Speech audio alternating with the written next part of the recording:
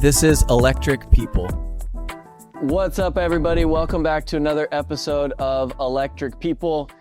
We try about, maybe once every couple of months to get an industry expert on the podcast to talk to us about the business, not just from a sales and leadership standpoint, but from an analytical or a financial or some other element of the business so we can expand as salespeople and leaders.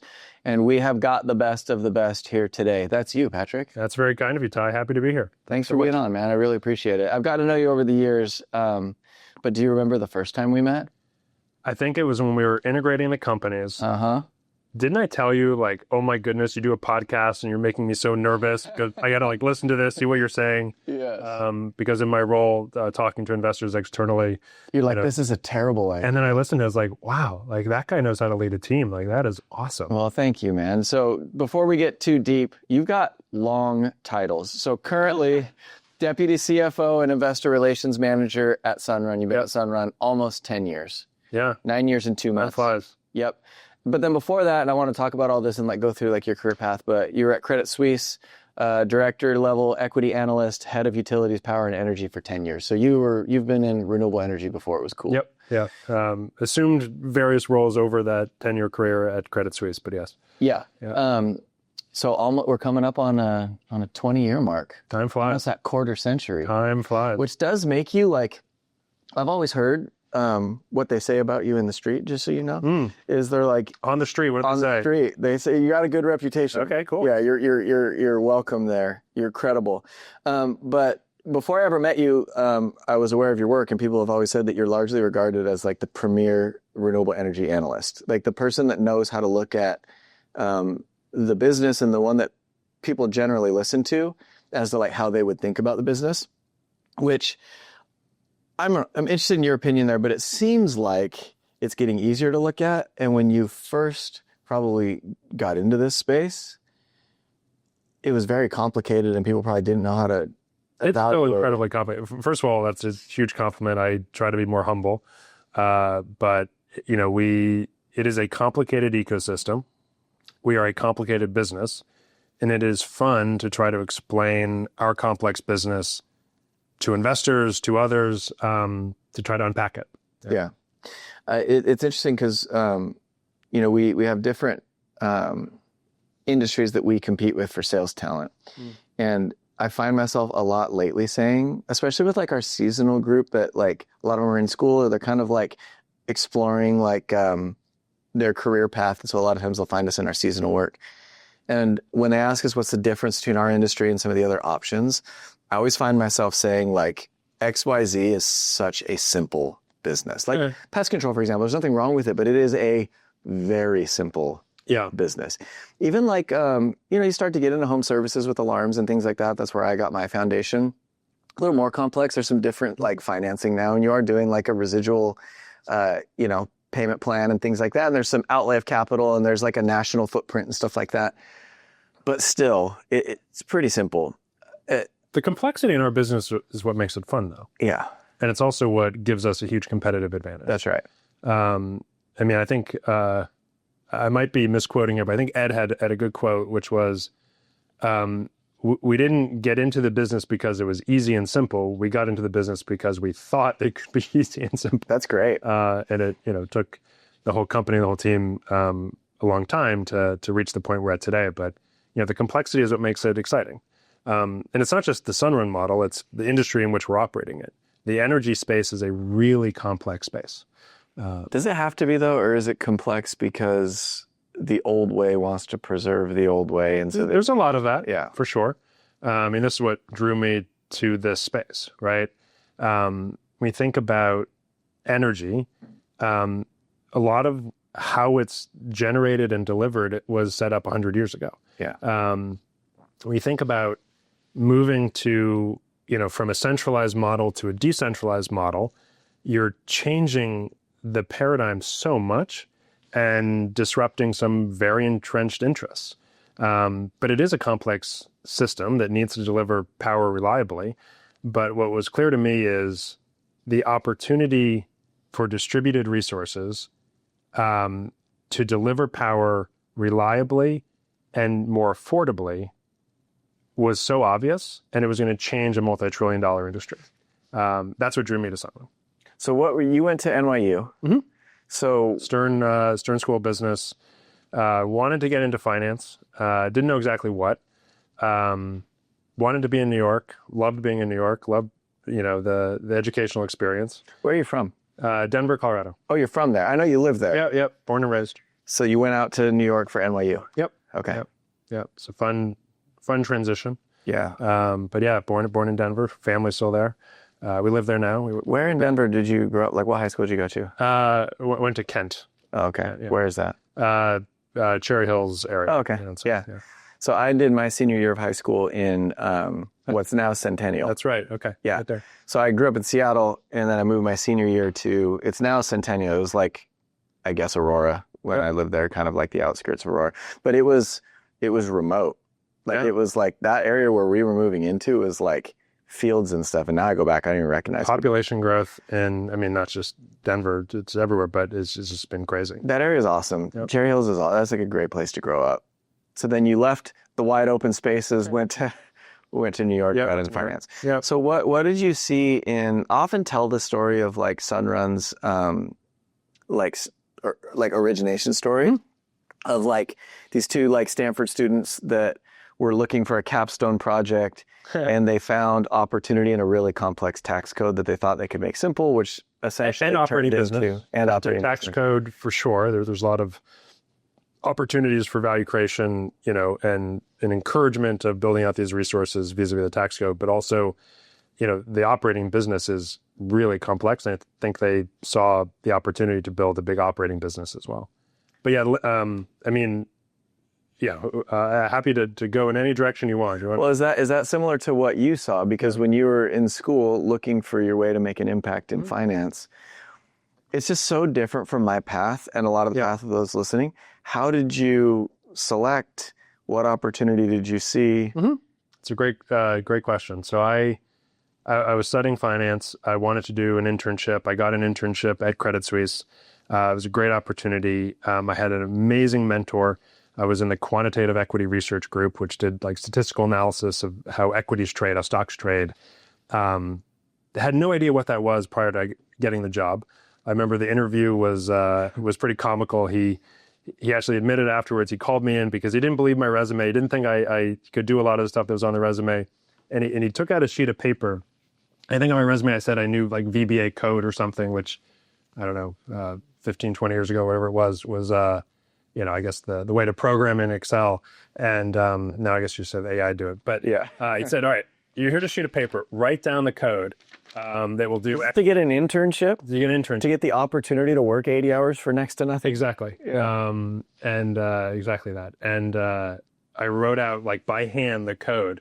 And the guy was like, okay, you maybe do know what you're doing. You're like, now you do it. Yeah, right. So I got the job, I got the internship, learned a ton. That's great. And I came back and they basically gave me an opportunity, and I had an amazing mentor, Stefano Nutella, who said, you're wanted, they like you in the internship, et cetera. You need to find like your next seat for, growing your career here. We want you to work with this guy, Gary Balter. He's amazing, well-regarded analyst, had been around for, I don't know, decades on Wall Street. And he was going to go into alternative energy, but he wasn't quite sure. So he was still studying retail stocks, I think Home Depot, like covering retail. And he also wanted to go thematics into alternative energy. So I don't know. Is that how it works? Like you get in and you kind of your focus? This is entirely... I was going to say, it sounds like college. Like you get into college and then you're like, what do I want to do? So I was like, this seems weird. And so my boss said, do you want to do alternative energy or retail? And I was like, alternative energy, that's so cool. Like energy, power. Like this is, I knew a little bit about alternative energy for a few different reasons. And I said, I want to do that. So I just started on his desk, and, at the time, alternative energy was niche, alternative. Yeah. Definitely not mainstream, actually like kind of frowned upon for traditional finance careers, as that's esoteric. Like that's not really of scale. Those are all small kind of dinky companies. You really want to do that? And I'm like, yes, I think this is the future. When there's no like Patrick Jobin to call or to read or right, like I mean, There were a few. I mean, there were a few companies that mainly manufacturing solar panels, but the ecosystem was not really developed. so this would have been what year? Like 06, right? 06, 07, 08, yeah. So right when Sunrun's, you're kind of having this thought on two different coasts from two different angles. Sunrun's model was being founded. So I didn't know Lynn and Ed and the Sunrun team at the time. Yeah. But I started covering alternative energy. My boss gave me as much rope as I wanted, which in hindsight was incredibly generous of him and probably risky of him. But I kept pulling the rope and took on more and more. And I loved covering biofuels, biochemicals, solar manufacturers, solar developers, utility scale, Resi, so Solar City and Vivint Solar were coming out at the time, and working with those companies in their capital raising efforts to become a public company. And in that process, I eventually I met Lynn and Ed, and it kind of clicked like, wow, like these people are really smart business, like innovators, business model innovators. Yeah. And they're actually thinking about this opportunity in a sensible way.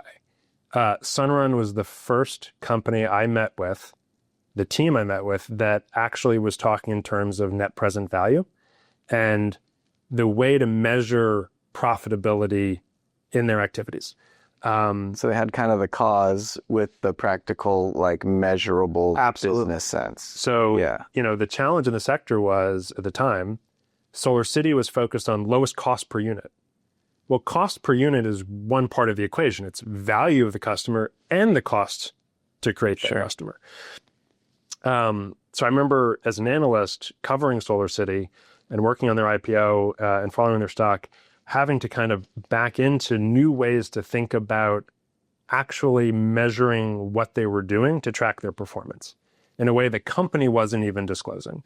But I remember the first meeting with Lynn and Ed, they were like, we think about it this way. I'm like, yeah, it's net present value. That's how you got to do it. By people. Yeah, exactly. And then I really, got to know them well and appreciated the way they thought about the business, kind of their vision of, how distributed resources will play into the space and how to have a successful company. You had to execute sales incredibly well, operations incredibly well, service really well. And then obviously financing really well. And you had to nail every one of those parts of the equation or the company would fail. And so, got to know their team, worked on the IPO, covered it as a research analyst for a little over a year.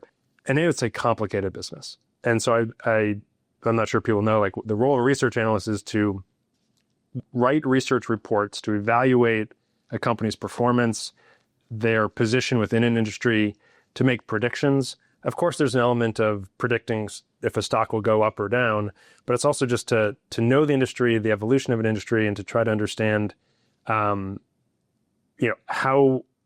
external factors will affect companies, and to track performance, and also to perform valuation. So, the Sunrun model is like kind of like a moth to a flame. Was like, this is the most complex business that is so misunderstood externally. Most investors, you saw that very early on. Very early on. Yeah. It when you talk to investors, it was, that company doesn't make sense because just look, they keep adding debt. Okay, well, like it's because they're financing valuable long-term assets. Yeah. Here's how to dissect the GAAP financials to be able to ascertain what value they're creating to the enterprise and to the shareholder. Yeah. And here's but there wasn't like a standard accounting formula. It's still evolving, we had right? to Like invent metrics. And I try to be humble, but I do think, my team, we at Credit Suisse, we created a way to standardize measurement and track performance of all the companies in the space, to help people dissect that. Well, and while you're being humble, I mean, it's not, just so the listeners know, I mean, you were awarded investor relations professional of the year for your work that you've done in this. Yep. And so at Sunrun, back as an analyst, it's a poll called Institutional Investor, now Excel. So yes, I got top ranked in the alternative energy sector, which felt great. It's a feather in your cap. it's cool. Yeah. But yeah. The interesting thing is that I remember that time, like from when these businesses were starting to grow. So I was at Vivint Smart Home when Vivint Solar spun out, didn't know anything about the business, joined the business in 2013, and immediately, we went public in like 15. Is that right? Vivint Solar went public in 14 or 15. Yep.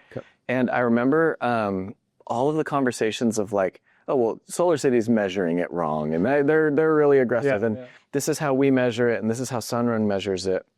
So getting everybody on the same page is kind of weird. Like, again, you talk about like, there was energy, pun, but like there was something brewing in this space, and it attracted analysts and finance and business people and salespeople, but it was a mess, right? Yeah. And so Solar City had already come out, then it was Vivint Solar, then it was Sunrun. The same time you have the saga of Sun Edison, which Vivint Solar's looped into. Bro. Yeah, we don't have to go there. No, we can go there. We were weeks away from death of the company, right? Like there were a lot of changes. Happened. Yeah, Happened. Yes, I was following it closely. I remember it. I try to forget it, but I remember it very well. Yeah. So, I mean, I'm sure the analogy of it with the Wild West is overused, but it was the Wild West. Yeah. Yeah, it was. And that's what made it fun. I mean, as an analyst, you want to cover a established traditional sector that's like, the way you value these companies is on a dividend yield, and this company earns a 4% yield, this company earns a 5%. And you're like, no, that's boring. I don't know. I bet there's a lot of people in your world that's what they want to do, though, right? But you're a bit of a. Honestly, I was talking to Ratchet, our CTO, the other day, and it's funny because as the head of like a door-to-door sales organization, I'm always telling people like, oh, like our people aren't traditional salespeople. They're fine with risk, and they want to they're fine if you don't pay them if they don't perform, but they want you to share if they do perform, and they'll relocate and they'll carry the business and all that kind of stuff. But it's funny when I was sitting next to Ratchet because he was talking about competition coming after his top programmers and developers and builders and stuff. And he's like, you have to understand, he's like, my people, they want to build like disruptive, innovative stuff. And I'm like, oh, we're the same. We want like a little bit of like company foundation, but it's a bit of like a rebel soul. So I'm going to dub you rebel analyst. Absolutely. Right? Like you want a common trait of most people at Sunrun. Yeah. But if that's cool, like that's actually why I left Credit Suisse to go to Sunrun. I was tasked to go take over traditional utilities, power. There was some movements in the firm, and the seat opened up, and they said, they kind of came to me. It's like, oh, Patrick, great opportunity. You can now expand beyond, clean tech, alternative energy, whatever you want to call the sector at the time, and now, do all this broader category. And I'm like, no, I really like these smaller disruptive companies. They might be small now, but they're going to be huge in the future. Cool. Some are going to fail. Some are going to succeed.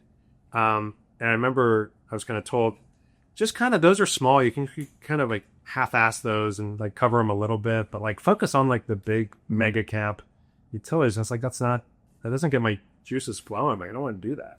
So I spent a lot of time doing it. I met with all the in that process, we built out the team, and to sit across from, utility executive that is so focused on maximizing CapEx, kind of just sitting there thinking like, I want to talk more like strategic evolution of energy and how you can actually make a system more affordable by spending less. And there's no incentives for the traditional players in the energy space to do so, which was kind of my aha moment of like, don't go down that path. Like, do something that's uncomfortable, make a jump. So I quit Credit Suisse and called Ed and said, Lynn, and your story is misunderstood. I'd love to move to an operating type of role. I know all the analysts and investors in the space. I think I can help get your story to be better understood. At the time, we were a really small 500 million market cap, plus or minus, like $1.5 billion enterprise value business, Sunrun. And I think it was like yes, come join us. Like, how soon can you start? It's like, well, I just quit. So like, I don't know, next week. Yeah. Like, I'm just confirming before I walk in to quit. Actually, no. Yeah.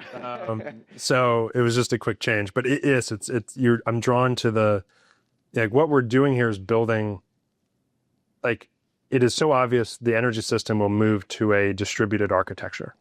A centralized architecture for the energy system is antiquated. Dude, that's really cool that, like, as an analyst and being so, like, researched in the industry, that it makes sense. But it's cool that, that must have been a harder decision than you could accurately represent right now, because it's like, oh, hey, you have this, it's upward mobility in a very big company.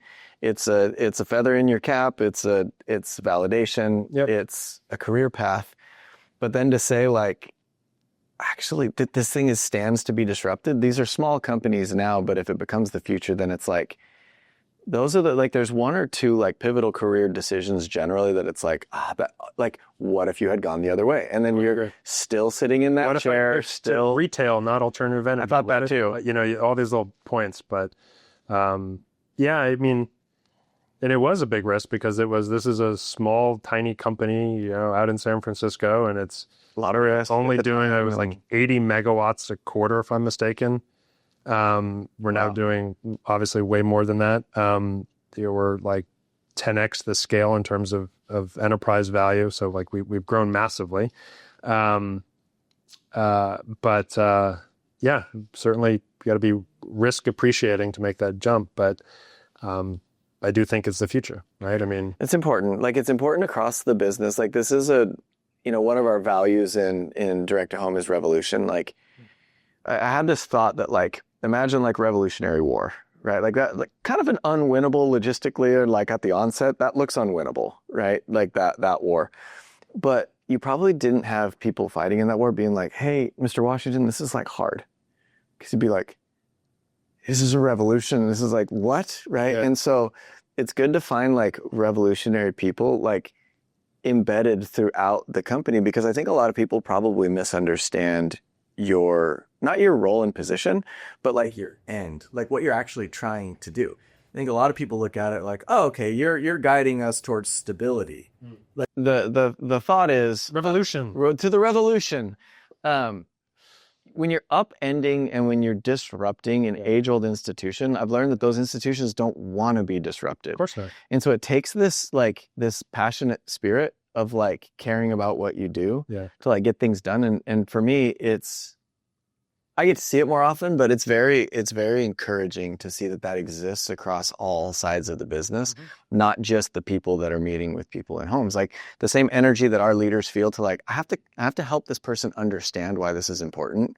You feel that towards the financial sector and the market in general, which is pretty much air cover to the whole movement. Yeah. I mean, I have to, in my role, right, talking to investors, it is articulating why customers pick Sunrun, why they want our product and our offering, in addition to all the measurements that we provide for how you determine if we're doing so profitably and generating value. We fight that every day. It's fun. What, in your time, I did a search, I keep current on this, but since 2023, we've had over 100 solar companies either go bankrupt or stopped operating. And that's the ones that are like properly registered that like you can actually, over 100 in 2 years. That's crazy. Yeah. And a lot of those are big. It's not that unexpected. For you, right? I mean, like for me, I'm like, that's crazy. Yeah. But I remember competing with Solar City, and the day they went out of, I heard forever like, hey, they're getting over their skis. They're overvaluing these assets. They're taking some risks. And I remember like recruiting against that and saying that, and they went out of business, and I was like, whoa. Yeah. And I remember it because I'm like, some of my friends went to solar. That could have been me. Yeah. Right. But then you'll see like Titan on there. You'll see like Lumio competed with us. Our old CEO went there, out of business. So to have over 100 of those on the list, what are the mistakes that the broader industry makes? Like, it validates our strategy. Okay. Some things you learn, as others fail, but generally it's been pretty predictable, right? There was a time, there's still a lot of companies doing this, that you were just focusing on growth. Unit growth, unit growth, unit growth. Mm-hmm. Okay, well, every unit is not created equal.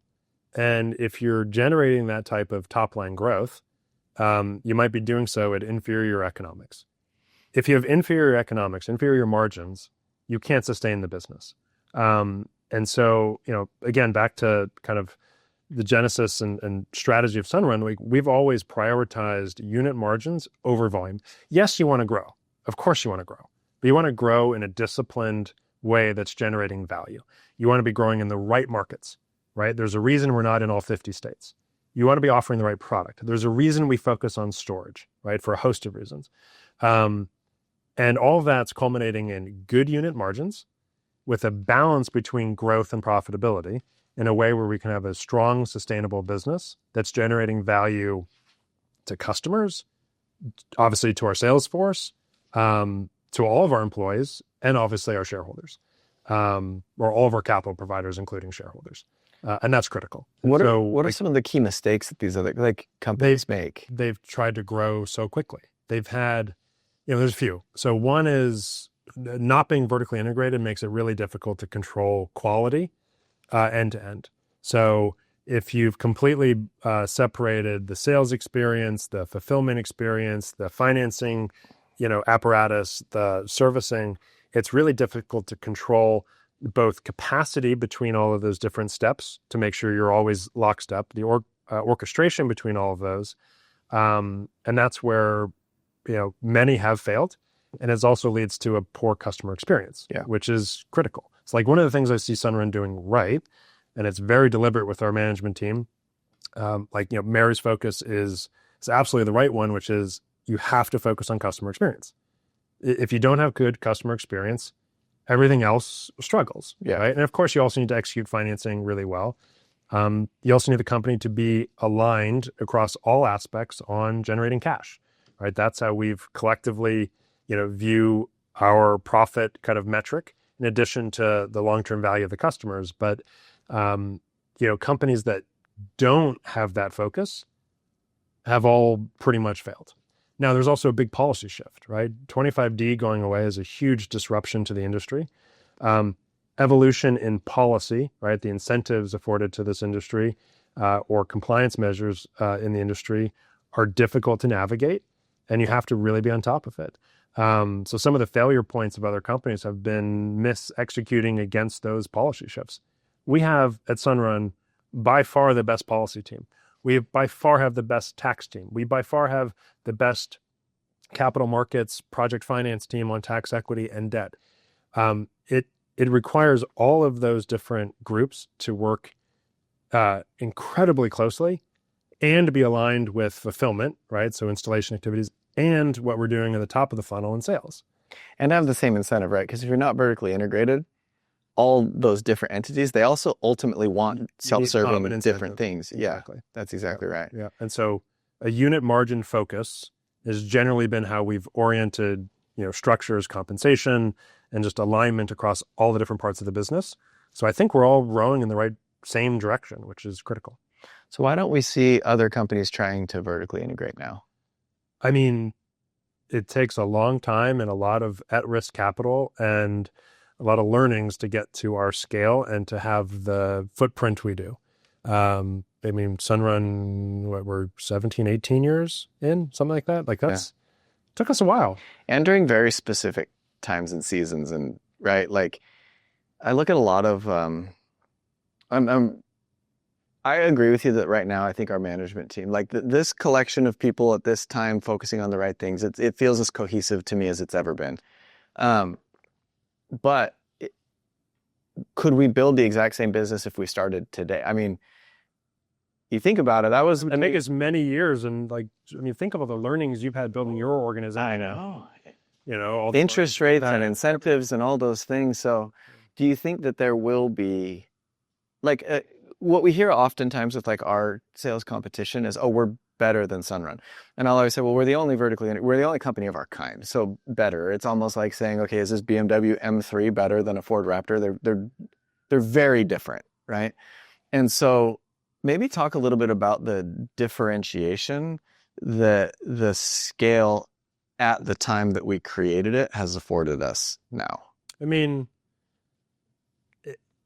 we've derived competitive advantages from our operating scale, right? So cost efficiency in the field, density to serve, install and serve, the diversification afforded with our scale where we can more efficiently raise capital. Just the scale of capital raising allows us to do large tax equity funds, large debt placements in the securitization market and with other investors for subordinated debt and other structured products. So, if you're operating at a small scale or a non-vertically integrated scale, you're not getting the type of procurement options for hardware. You are not able to put together a several $100 million fund that can be efficiently placed in the market to raise capital. You are not operating at good utilization rates at a local branch, for instance. So it's almost every category of our business has benefited from scale. Yeah, I agree. It's interesting because it makes me feel like you want to, you work to contribute, but your contribution is only a fraction of the whole story. If you take your skill set and your time and energy and you put it into a business that doesn't have the same unit economics, doesn't have the same sales power, doesn't have the same fulfillment ability, you still don't have the same success. And so part of me, like the more I learn about the business and the more more it expands and unrolls, you get that like awe element where you're like, man, like don't screw this up. Like I'm just trying to like continue to contribute because all of us to some degree are lucky to be here. You know what I mean? That's part of being, part of this machine, right? It's like the value of the machine is each individual component is all, rowing in the same direction at a high level. And I think every one of our teams is high performing. How often do you see, we were talking about it in a meeting today, how often do you see experience put in peril like the opportunity? For example, specifically, we see a lot of companies that underestimate the expense of service, or they'll install a system, pick up a service liability for a time period on that system, underestimate what it's going to cost. Like, how valuable is it to have nearly 20 years of customer data and financing experience across multiple different times and seasons of the market to know the exact value of a system, and how does that advantage help us? I think we get surprised less frequently than someone who doesn't have that nearly 20 years of experience operating in the sector. Yeah. So you can make smarter decisions. You can know, okay, like we need to price that appropriately, or, don't go into the market. When we see some competitors doing things that, we kind of scratch our head and say like, well, like they're probably mispricing X, Y, or Z, right?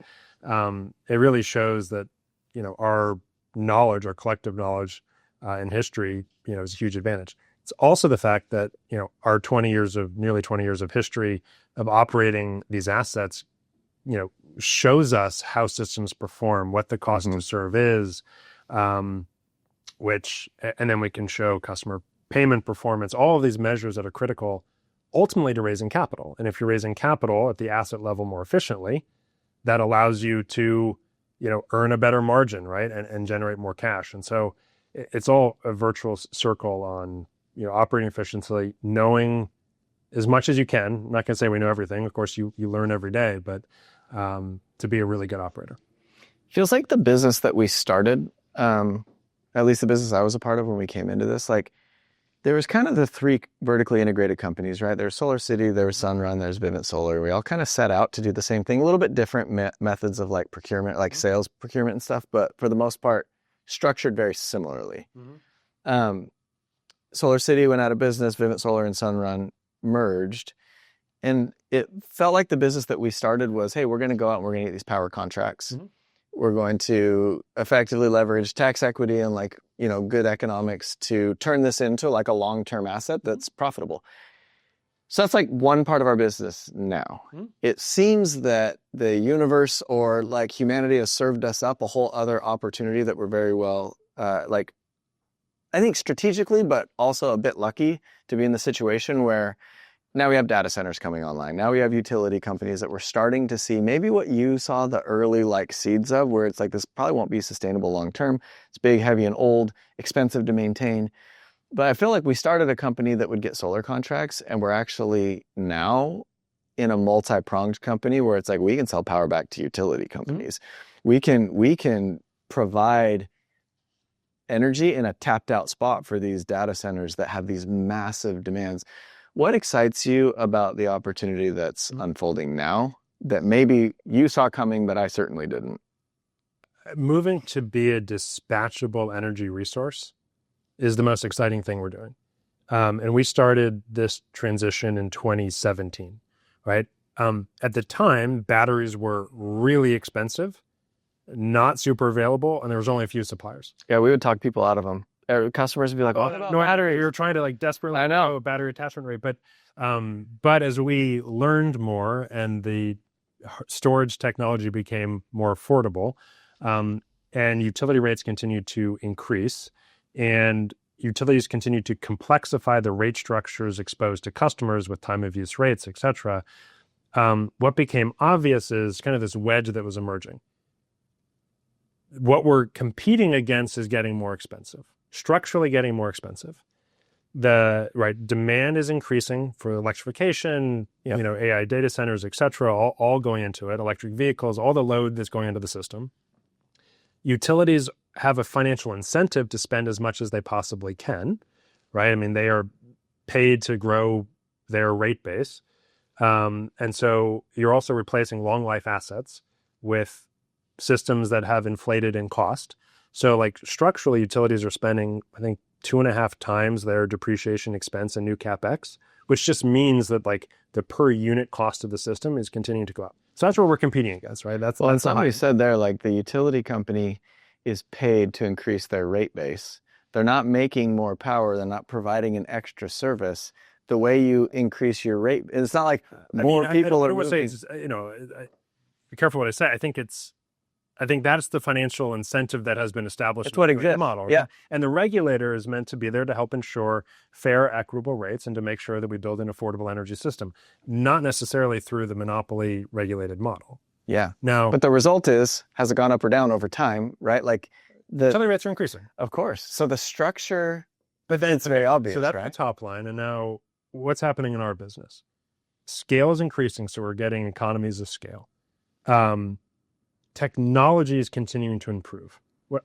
We put solar panels back, this has been like 99, I think, at $10 per watt, right? Like solar panel costs have come down massively. Battery costs have fallen from over $1,000 a kilowatt hour to, a fraction of that.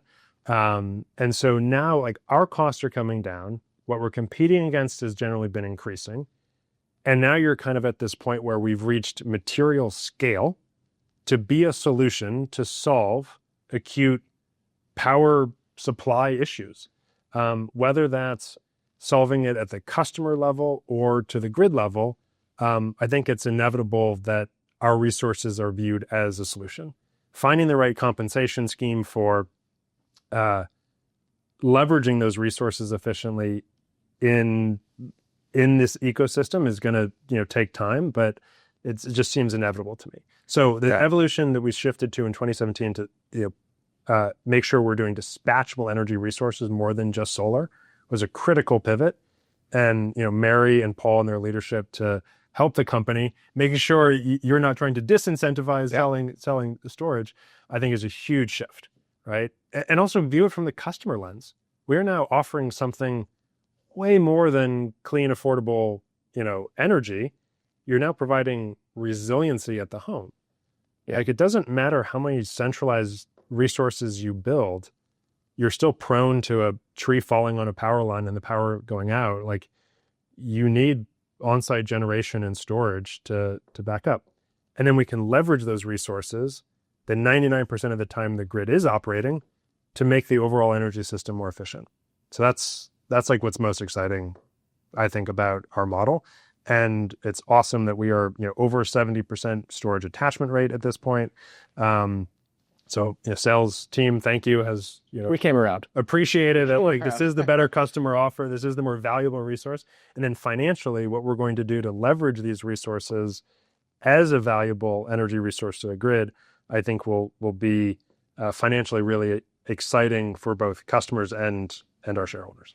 I love finding, as we dig into people's stories, like the kind of like the we'll call it revolutionary spirit, but the passion to like contribute to a cause that's important, and then the unique ways that we all add value. Like again, I think I get to exposure to it somewhat regularly, but I hope what our listeners are hearing is like we speak the same language. It's a kindred spirit, and thank goodness for your contributions that literally that tells the story, that links some of these things together, that guides us down the right path so that we can continue to meet customers like on their doorstep and usher them into a safe product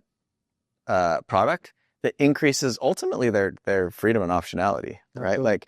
Like as you were talking about that wedge and that gap between the product that we offer and what utility companies are doing.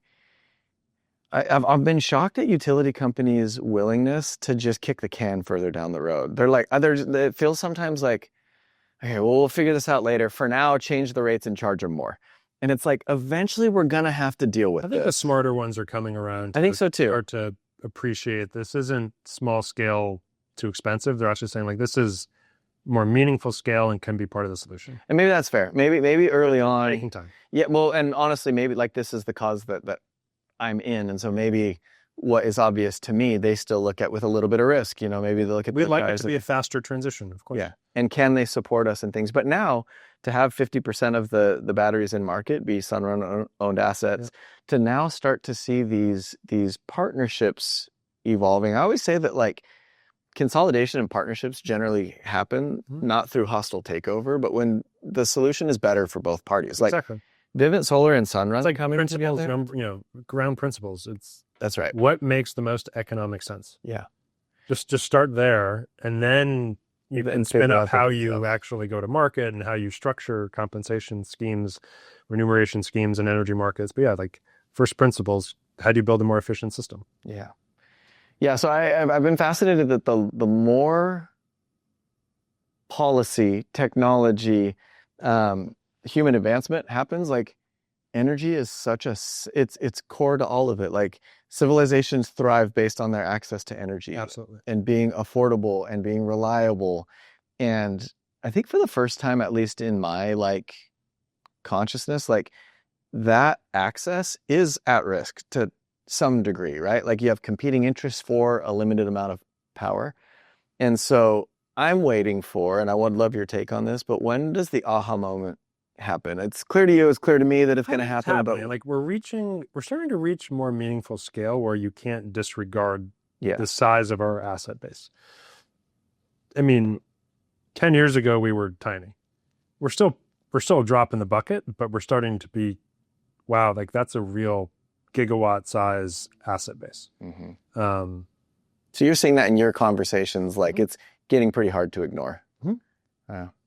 I long for the day when it's obvious. I'm sure that'll bring a different, like, innovative set of challenges and stuff with it. But I think everybody wants to be involved in a cause that matters, that's bigger than them, that is important. And honestly, I can't think of, if you have to do something professionally, like what reaches more people than this. What's more important and pivotal to, and there's lots of important things you can invest in, but it's awesome that like the financial and the business and the whatever opportunity happens to have a pretty virtuous pursuit. Quadruple win. I mean, like we're providing customers an amazing subscription service with no upfront costs, generally day one savings or close to utility bill, but also adding resiliency and reliability that they couldn't get elsewhere. Certainly cheaper than, getting a generator, for instance.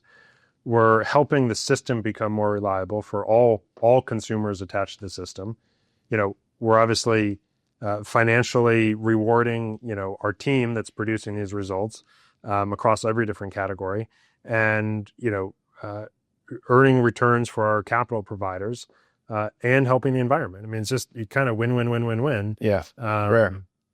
Seems like a good cause to be associated with. For time, hard pivot back to where we started. Okay. So my first conscious, I knew your name, but before I actually had a chance to really meet you and have conversations, Moab, Utah. Yeah. Do you remember? The company's coming together. We go to Moab. Yeah. And Patrick Jobin and I are paired up in a Razor.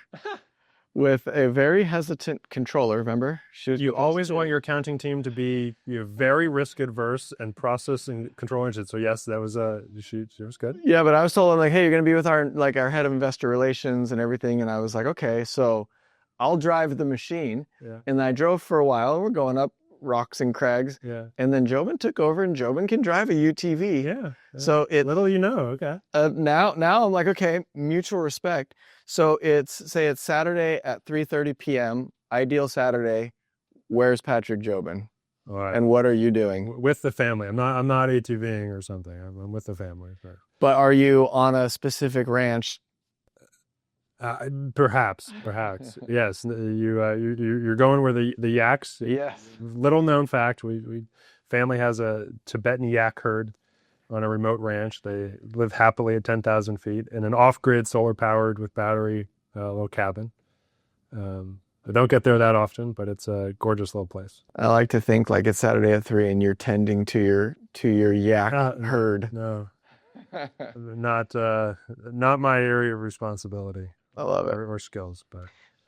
Well, hey, by the way, I did not tip over the razor when we were driving. I was like if I'm a cautious driver, but a cautious driver, but confident. I felt very comfortable in the side seat. If ever we have to do a company like rally, I'm looking for you. Yeah, there you go. As the partner. Perfect.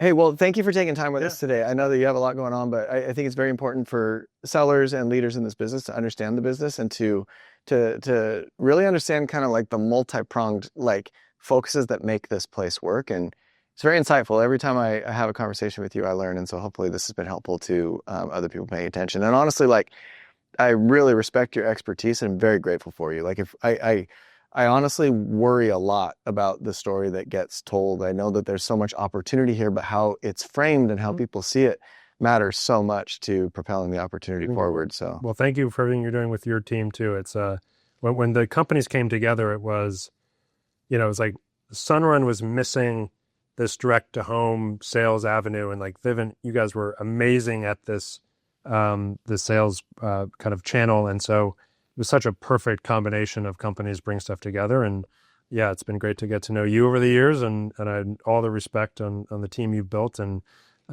motivating your team and really transitioning the company so everyone has the same aligned interests. Yeah. So we're all going after the same goal.